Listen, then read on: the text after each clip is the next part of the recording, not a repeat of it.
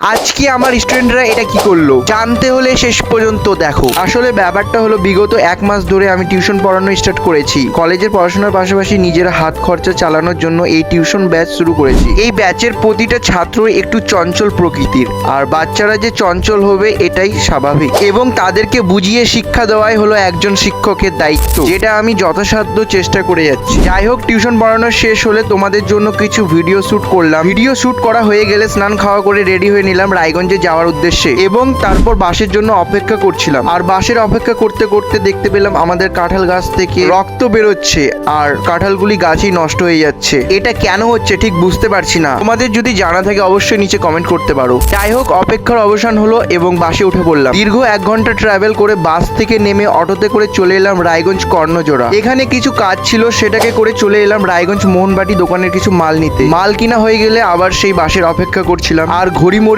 এই বিশাল ইন্ডিয়ান ফ্ল্যাগটা দেখছিলাম। এটাই নাকি রায়গঞ্জের গর্ব। তোমাদের কি মনে হয় নিচে কমেন্ট করো। যাই হোক, এখন আমি বাসে করে বাড়ি যাই, আর তোমাদেরকে বলি টাটা বাই বাই।